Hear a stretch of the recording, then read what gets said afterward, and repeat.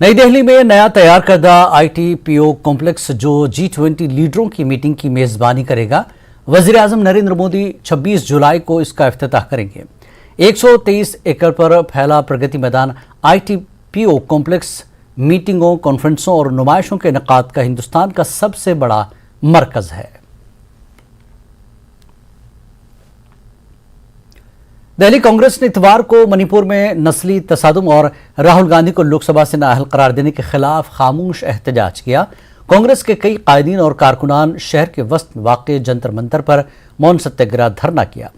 दिल्ली कांग्रेस के सदर अनिल चौधरी ने कहा कि एहतजाज के जरिए कांग्रेस पार्टी आम लोगों को मुतासिर करने वाले मसाइल को उजागर कर रही है।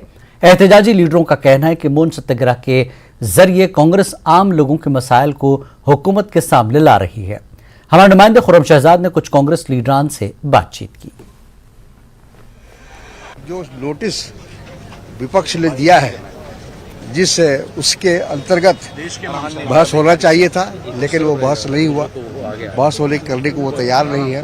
प्रधानमंत्री बयान देने को तैयार नहीं है पार्लियामेंट में। सबसे अफसोसनाक तो बात यह है कि वो देश के प्रधानमंत्री है। मणिपुर हमारा देश का एक महत्वपूर्ण हिस्सा है और वहाँ इतनी सारी घटनाएं हो रही हैं और उसके बाद भी वो बयान देने को तैयार नहीं है। इस तरह की बात मंत्री कह रहे हैं कि जो विपक्ष है उसकी मांगे लगातार बदल रही हैं। कभी प्रधानमंत्री से के बयान की बात आती है, कभी चर्चा की बात करते हैं। नहीं, सरकार को तो खुद ही आगे आना चाहिए था और खुद ही प्रधानमंत्री को ये कहना चाहिए था कि इतनी बड़ी घटना होगी, उसकी निंदा हम करते हैं। पूरे हाउस से उसके लिए समर्थन उनको मांगना चाहिए था।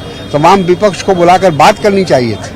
लेकिन अफसोसनाक है कि हमारे प्रधानमंत्री को इस बात का कोई क्या इस बात पर अड़ना जरूरी है कि प्रधानमंत्री खुद बयान दें? बिल्कुल, प्रधानमंत्री देश के प्रधानमंत्री हैं, कोई मामूली व्यक्ति थोड़ी है। देखिए, लगातार राहुल गांधी जी बार बार इस चीज को मुसलसल कहते चले आ रहे हैं कि राहुल गांधी जी को पहले पार्लियामेंट के अंदर नहीं बोलने दिया, उनकी सदस्यता रद्द कर दी गई क्योंकि मोदी जी नहीं चाहते थे कि राहुल जी उनसे दोबारा सवाल पूछे। वो जानते हैं कि एक लौता नेता, एक लौता लीडर देश के अंदर राहुल गांधी ही हैं जो मोदी जी की आंखों में आंखें डालकर बिना डरे बात कर सकते हैं और सवाल पूछ सकते हैं। लगातार उनको प्रताड़ित किया जा रहा है, उनको डिस्क्वालीफाई कर दिया, लेकिन वो लड़ाई उनकी लंबी चलती रहेगी और हम लोग तैयार हैं लड़ने के लिए। दूसरी बात, मैं ये कहना चाहता हूं आपसे कि मेरा दिल फट गया और पूरे देश के आंसू निकले। मैं जिसके सीने में दिल होगा उसके आंसू जरूर निकले होंगे जब उन्होंने जो हमारी महिलाओं को, जिस तरीके से मणिपुर की उन महिलाओं को, हमारी बहनों को जो हमने दृश्य देखा वो बयान नहीं किया जा सकता। पूरा देश शर्मसार है, बल्कि पूरी दुनिया शर्मसार। प्रधानमंत्री ने उसी दिन आकर मीडिया के सामने बाकायदा बयान दिया और ये कहा कि देश को शर्मसार करने वाली बात है, जो दोषी हैं उनको बख्शा नहीं जाएगा। ये तो वही बात हो गई ना कि सब कुछ कर लिया, सब कुछ हो गया, उसके बाद फिर मैंने क्या किया। अरे आपने अब तक अपने मुख्यमंत्री को सैक नहीं किया वहां से। मुख्यमंत्री आके कह रहे हैं कि अरे बड़ी खतरनाक घटना हुई है, हम इस पे प्रदर्शन करेंगे। क्या कभी चुनी हुई सरकार किसी चीज पे प्रदर्शन करती है? आज तक उनके खिलाफ कोई एक्शन नहीं हुआ। कांग्रेस के सीनियर लीडर राशिद अल्वी ने मणिपुर के हालात पर गहरे दुख का इजहार किया। उन्होंने मणिपुर के पुरतशद्दुद हालात पर कांग्रेस के एहतजाज के खिलाफ असम के वज़ीर आला हेमंत बिस्वा शर्मा के बयान को लेकर तनकीद की। इस चीज पे शर्म आनी चाहिए, उस पे भी बीजेपी के नेता शर्मिंदा नहीं होते। आज मणिपुर के जो हालात हैं उसमें कांग्रेस को छोड़ दीजिए कि कांग्रेस क्या कह रही है, चीफ जस्टिस ऑफ इंडिया क्या कह रहा है, मणिपुर का गवर्नर क्या कह रहा है जो बीजेपी ने अपॉइंट किया है, वहां का मुख्यमंत्री क्या बोल रहा है। इसके बावजूद अगर इस तरीके का कोई रिएक्शन देता है तो मेरा सर शर्म से झुक जाता है कि मणिपुर के अंदर महिलाओं के साथ इस हद तक जुल्म हो रहा है कि सुप्रीम कोर्ट को सो मोटो एक्शन लेना पड़ रहा है। और सिर्फ अमित शाह को खुश करने के लिए, मोदी को खुश करने के लिए एक आदमी इस तरीके के बयानात देता है, इसकी मैं निंदा करता हूं। नेशनल कॉन्फ्रेंस के सदर डॉक्टर फारूक अब्दुल्ला का कहना है कि तकसीम करने वाली सियासत मणिपुर में तशद्दुद के लिए जिम्मेदार है। डॉक्टर फारूक अब्दुल्ला का कहना है कि वज़ीर आज़म ने भी इस मामले पर कड़ी तनकीद की है। उन्होंने इस मामले पर पार्लियामेंट में बहस का मुतालबा किया। Manipur is tragedy for all of us. हर एक शख्स जो हिंदुस्तानी है उसके लिए ये कयामत का मामला है। ये हालत है कि एक ही लोग किस तरह ये कर रहे हैं और ये नफरतें कैसे बढ़ाई जा रही हैं कुर्सी के लिए। मुझे अफसोस है उस कुर्सी को लानत जिसमें हम इंसानों को बांटें जबकि वो एक है, वो सबका है। किस शक्ल से आप उसको देखना चाहते हैं वो आप तक है। आप उसको मंदिर में देखना चाहते हैं, आप उसको मस्जिद में देखना चाहते हैं, गुरुद्वारा वही है। और उसके बाद भी हम लोगों को बांटा जा रहा है। मुझे बात करने की जरूरत नहीं है, आज दुनिया इसके बारे में बात कर रही है। उनने इसका जवाब दिया है, उनने भी इसके बारे में बहुत ज़बरदस्त अल्फाज इस्तेमाल किए हैं, मगर उनको ये पार्लियामेंट में कहना चाहिए। पार्लियामेंट में कहने के बाद उन्हें हमें भी सुनना चाहिए। उम्मीद करेंगे कि हमें मौका देंगे वो पार्लियामेंट में इसमें बात करना। हमने किसी की तनकीद नहीं करनी है, मगर अपने दिल के हालात उनके सामने पेश करने हैं। मरकजी वजीर जितेंद्र सिंह ने कहा कि मणिपुर के अफसोसनाक वाक़े को लेकर अपोजिशन सियासत करने की कोशिश कर रही है। उनका कहना था कि अपोजिशन का नया इत्तेहाद हुकूमत के लिए कोई नया चैलेंज नहीं खड़ा कर सकता। Opposition is trying to find politicking out of it. I think it is for all of us to rise above this, because it is certainly, as Prime Minister said, this is something the entire nation should feel concerned about. And if we try to draw politics out of it, that means somewhere we are actually losing that sense of proportion which we should have exercised. जब प्रधानमंत्री ने जो कहा है, मुझे लगता है उसके बाद कुछ उस बात में जोड़ने का कोई औचित्य नहीं है। और उन्होंने बड़े स्पष्ट शब्दों में कहा, सारे देश ने सुना कि जो भी हुआ है उससे सारा देश शर्मसार है और किसी को बख्शा नहीं जाएगा। The whole of the nation is aware of what happened in Pulwama and the manner this was avenged also by this government. Instead of taking pride in that, we are trying to denigrate our forces, our nationalist sentiment, and above all, the clear and sincere intent of Prime Minister Modi. BJP ने इतवार को Malda superintendent of police के दफ्तर के सामने जिले के एक बाजार में 2 खवातीन के साथ मुबैना हमला और उनके बरहना होने के खिलाफ एहतजाज में धरना दिया। मालदा जिले के एसपी को हटाने का मुतालबा करते हुए बीजेपी लीडरान धरने पर बैठ गए। इस हफ्ते के शुरू में बामगोला पुलिस स्टेशन इलाके के पाकबहाट में पेश आए वाले वाक़े पर एसपी को हटाने का मुतालबा करते हुए नारे लगाए गए।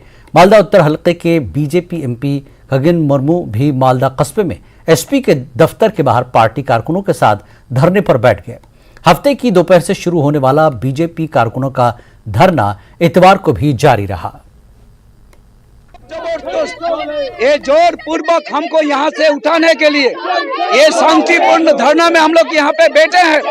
जब तक एसपी नहीं आएंगे, जब तक पुलिस सुपर यहाँ पे आके 18 तारीख का जो घटना घटी, इस घटना के बारे में बयान नहीं देंगे, तब तक हम लोग यहाँ पे शांतिपूर्ण अवस्थान, शांतिपूर्ण हम लोग यहाँ पे हम एक धरना दे रहा था।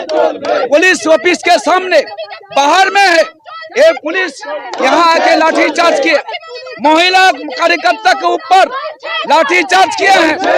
एक तो 2 महिलाओं को मार मार के, उनको मार मार के, उलंग करके, उनको बेबस्ता करके थाने में पुलिस फांसी में बैठी थी। वो पूरा पुलिस ये ममता बनर्जी का निर्णय चल रहा है।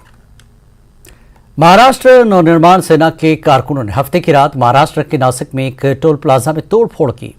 एमएनएस के बानी राज ठाकरे के बेटे अमित ठाकरे को टोल प्लाजा पर रोका गया था, जिस पर एमएनएस के कारकुनान बरहम हो गए और उन्होंने टोल प्लाजा में तोड़फोड़ की।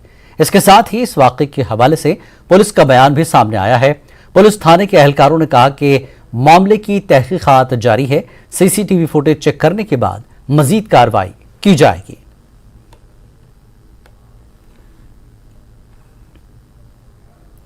पाकिस्तान से नोएडा आने वाली सीमा हैदर का माहौल होने के बजाय मजीद पेचीदा होता जा रहा है। सीमा ने 18 घंटे की पूछगछ की है, जिस पर एजेंसियों को शुबा है कि सीमा के भारत आने का मकसद कुछ और हो सकता है, जबकि आज अब जांच एजेंसियां सीमा का नफ्सियाती टेस्ट भी करवा सकती हैं। एजेंसियां आईक्यू और नफ्सियाती टेस्ट के जरिए सीमा के दिमाग की जांच करेंगी। समझा जा रहा है कि एजेंसी जल्द ही टेस्ट की इजाजत के लिए अदालत जाएगी।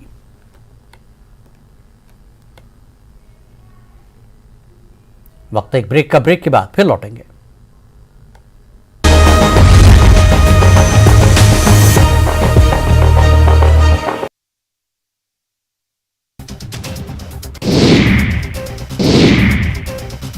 हरियाणा के यमुनानगर में सड़क पर तेज धार में बह रहा है पानी। हथनीकुंड बैराज से पानी छोड़े जाने के बाद बाढ़ की स्थिति।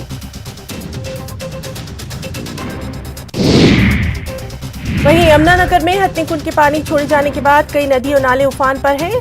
साहब यमुना गरल हाईवे पर पानी के साथ बड़े बड़े पत्थर भी।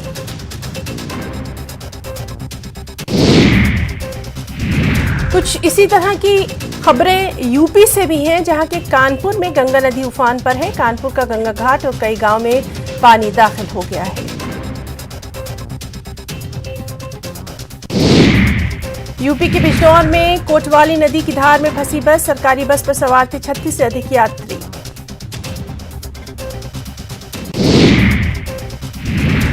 काफी मशक्कत के बाद बस में फंसे लोगों को रेस्क्यू किया गया। पानी की तेज धार के बीच जेसीबी के माध्यम से इन बस यात्रियों को निकाला गया। सोशल मीडिया पर तस्वीरें वायरल। पटना में गंगा के जलस्तर में लगातार बढ़ोतरी। खतरे के बीच ओवरलोड नाव का हो रहा है परिचालन।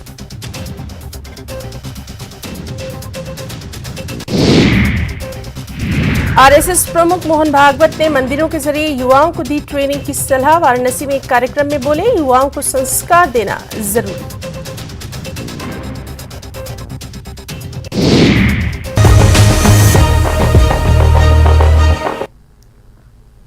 देश प्रदेश में एक बार फिर आपका स्वागत है। कर्नाटक में JDS legislature party leader HD Kumaraswamy ने ऐलान किया कि उनकी पार्टी ने रियासत के मफाद में अपोजिशन के तौर पर बीजेपी के साथ मिलकर काम करने का फैसला किया है। कुमारस्वामी का यह बयान 2024 के लोकसभा इंतखाबात से कबल एनडीए के साथ जेडीएस के इत्तेहाद की खबरों के दरमियान आया है। वाज़ेह है कि बीजेपी और जेडीएस ने इस साल कर्नाटक असेंबली इंतखाबात में कांग्रेस के खिलाफ बदतरीन शिकस्त को देखते हुए यह फैसला लिया है। इसके साथ ही अगले साल होने वाले लोकसभा इंतखाबात में रियासत में दोनों पार्टियों के इत्तेहाद की क़यासाराइयां भी हो रही हैं।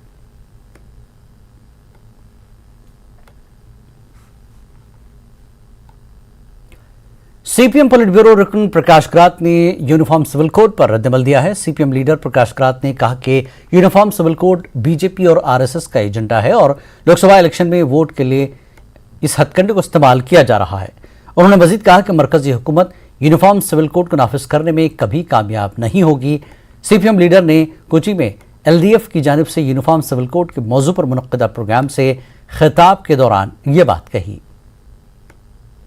The announcement that they are going to embark on the Uniform Civil Code is calculated to keep this agenda as a hot topic till the next Lok Sabha election of 2024. Comrade Mohanan mentioned about the draft bill for the Uniform Civil Code. I doubt very much such a draft bill will be presented in Parliament before the Lok Sabha election. What they have done is to keep the issue boiling. They have asked the Law Commission of India to once again take up the issue of the Uniform Civil Code and to give its report or recommendations about it. Gujarat के वडोदरा जिले के कई इलाकों में इतवार को मूसलाधार बारिश की वजह से पानी भर गया। कई इलाकों में पानी लोगों के घरों में दाखिल हो गया, जिससे लोगों को परेशानी का सामना रहा। कई लोगों को एक जगह से दूसरी जगह आने जाने में भी मुश्किलात का सामना रहा। स्कूल और कॉलेज के तलबा को सुबह के औकात में मुश्किलात का सामना करना पड़ा। स्लम इलाके बहुत ज्यादा मुतासिर हुए, जहां घरों में सारा सामान तबाह हो गया। यहां तक कि घरों में रखे कबूतरों को पिंजरों में ही मौत हो गई। मकामी लोगों ने वीएमसी के खिलाफ बरहमी का इजहार किया और कहा कि निकासी आप का मुनासिब निजाम न होने की वजह से पानी जमा हो रहा है। हर साल का जब जगह बरसात होती है तब जगह ऐसे ही नुकसान होता है। ये सारी रहन बसेरे की वोट मांगे और वो अपने घर में बैठ जाते हैं, ऐसा है बस। आज आपकी घर की हालत कैसी है, क्या हो? सब सामान बिगड़ गया, सब बेकार नुकसान हो गया। व्यवस्था करे इसकी, पानी भर जाता है,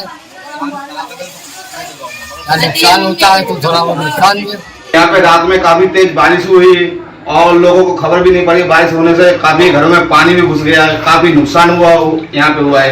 ये बार बार कहते हैं हमने ये काम करा, ये काम करा, कुछ काम हमारे विस्तार में होता नहीं। ये बार बार ऐसे हमारे हर साल पानी भरता है हमारे विस्तार में और काफी नुकसान भी होता है। सामान भी सब डूब गया था, काफी सब नुकसान होता है और थोड़ा अंदर भी आने देखो सब सामान भी सब पानी में सब भीग गया है। खाली जब इलेक्शन होता है तो यहाँ के नेता, कॉर्पोरेटर, यहाँ के एमएलए यहाँ पे लोग आते हैं, दिखाई देते हैं, उसके बाद कोई भी दिखाई नहीं देता है और कोई हमारे विस्तार में कोई काम नहीं होता है। उत्तर प्रदेश के शामली में किसान तंजीम बीकेयू कारकुनों ने कई मुतालबात लेकर एनर्जी कारपोरेशन के सुपरिंटेंडेंट इंजीनियर के दफ्तर का घेराव और धरना दिया। इंजीनियर के सामने अपने मसाइल रखे। किसानों के मसाइल और शदीद गुस्से को देखते हुए सुपरिंटेंडिंग इंजीनियर लाजवाब हुए और कुछ न बनता देख कुर्सी से गिरने की अदाकारी करते हुए उठ खड़े हुए और किसानों पर दबाव बनाने और उन्हें कुछ होता है तो जिम्मेदार कपिल कत्यान होंगे लिखते हुए तबीयत बिगड़ने की बात की और गाड़ी में जा बैठे। दूसरी जानिब इस पूरे मामले पर कपिल कत्यान का कहना है कि सुपरिंटेंडेंट इंजीनियर का इल्जाम बिल्कुल बेबुनियाद है। वो किसानों के मसाइल लेकर वहां गए थे। सर क्या हुआ है आपके साथ? हमें मेरे किसान लोगों ने मारने की कोशिश की, दबाव बना रही जबरदस्ती। अरे बटा जल्दी गाड़ी को स्टार्ट कर, डॉक्टर कपिल घाटियान फौजी।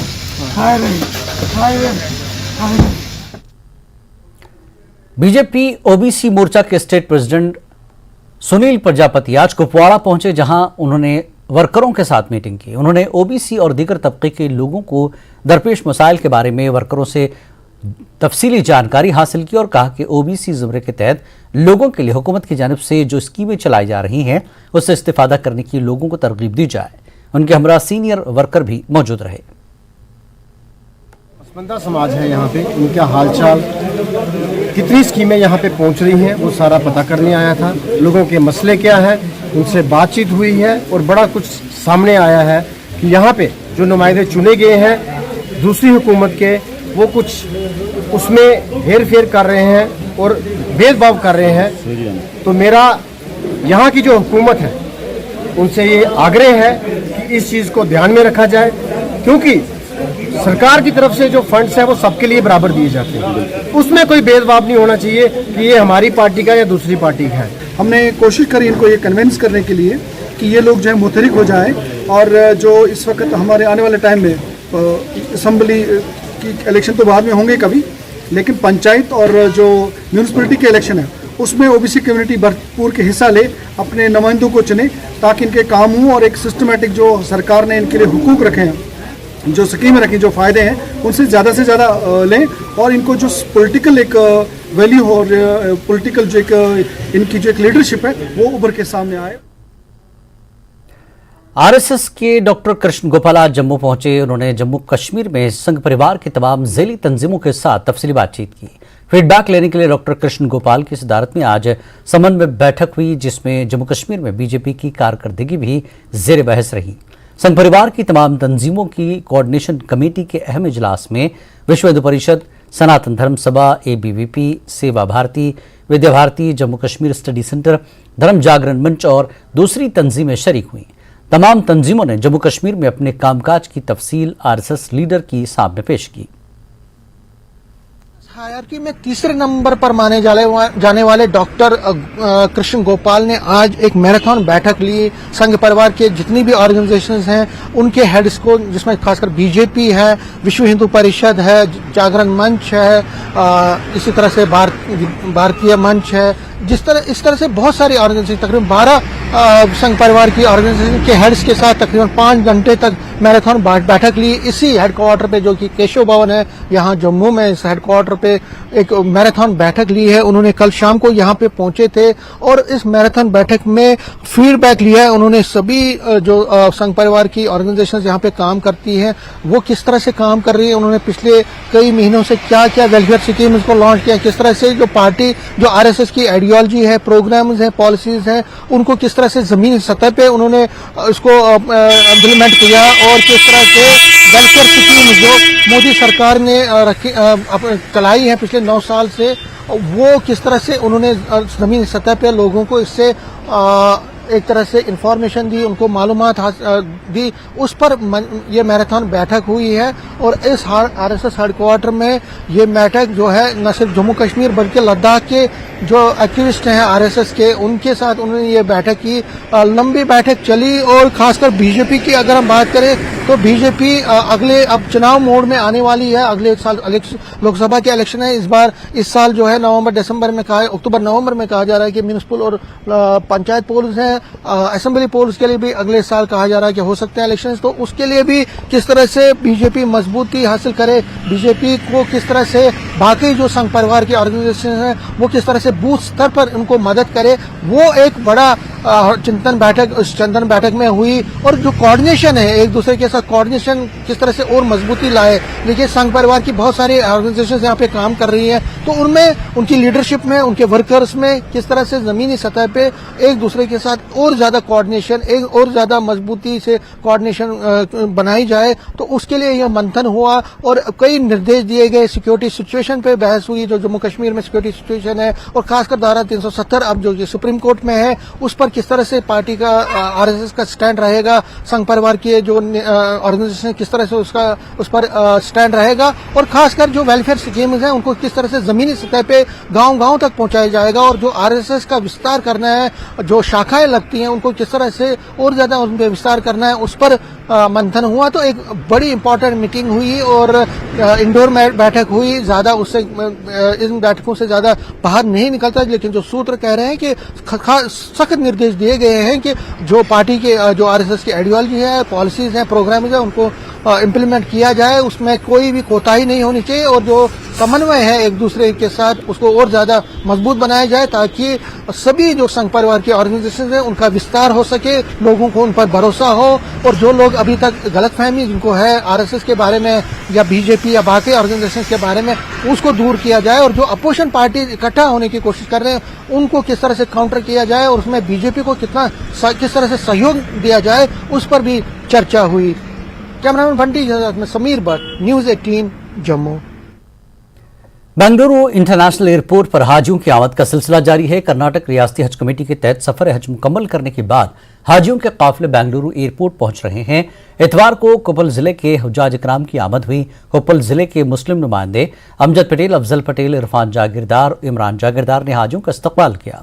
इस मौके पर हाजियों ने मक्का मुकर्रमा, मदीना मुनव्वरा और बेंगलुरु में सफर हज के लिए किए गए इंतजामात पर खुशी और इत्मीनान का इजहार किया। हाजियों के इस्तेमाल करने के लिए हम बेंगलुरु के एयरपोर्ट में आए हुए थे। हमारे कोप्पल जिले से हाजियों ने हज के लिए रवाना हुए थे। 40 दिन वो अरकान कर हाजी बनकर अपने वतन को लौटे हैं। दुनिया के बेहतरीन क्रिकेटर्स में से एक एमएस धोनी न सिर्फ एक पुरजोश स्पोर्ट्स पर्सन रहे हैं, बल्कि वो मोटर बाइक्स के बारे में भी इतने ही पुरजोश हैं। अपने रांची फार्म हाउस में धोनी के पास बाइक्स का एक गैर मामूली कलेक्शन है। भारत के साबिक क्रिकेटर वेंकटेश प्रसाद ने धोनी की बाइक कलेक्शन की एक झलक देखी और उसकी वीडियो सोशल मीडिया पर शेयर की। तो आप भी देखिए धोनी का ये खूबसूरत कलेक्शन। हमें दीजिए इजाजत, नमस्कार।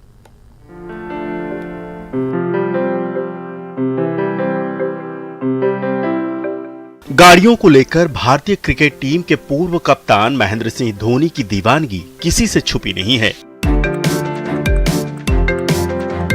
ज्यादातर फैंस जानते हैं कि धोनी के कलेक्शन में पुरानी से लेकर नई और अत्याधुनिक गाड़ियां भरी पड़ी हैं।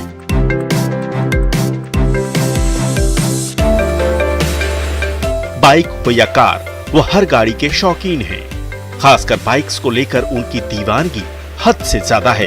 पूर्व भारतीय तेज गेंदबाज वेंकटेश प्रसाद ने सोशल मीडिया पर एक वीडियो शेयर कर धोनी का होम कलेक्शन दिखाया है।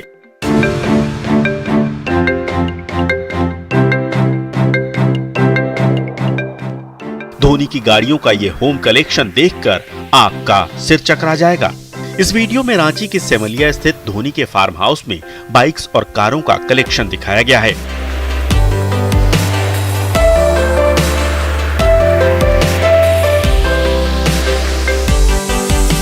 वीडियो में महेंद्र सिंह धोनी के साथ टीम इंडिया के पूर्व तेज गेंदबाज वेंकटेश प्रसाद और पूर्व ऑलराउंडर सुनील जोशी भी नजर आ रहे हैं। वेंकटेश प्रसाद बताते हैं कि उन्हें धोनी का बाइक कलेक्शन देखकर ऐसा लग रहा है कि वो किसी शोरूम में आ गए हैं। पता नहीं ये बाइक शोरूम हो सकता है। ये 2 मंजिला इमारत में हर जगह केवल बाइक और गाड़ियां खड़ी नजर आ रही हैं। धोनी वेंकटेश को अपना कलेक्शन दिखा रहे हैं। वीडियो में वेंकटेश प्रसाद को कहते हुए सुना जा सकता है कि इस तरह के कलेक्शन के लिए इंसान के अंदर जुनून और पागलपन होना जरूरी है।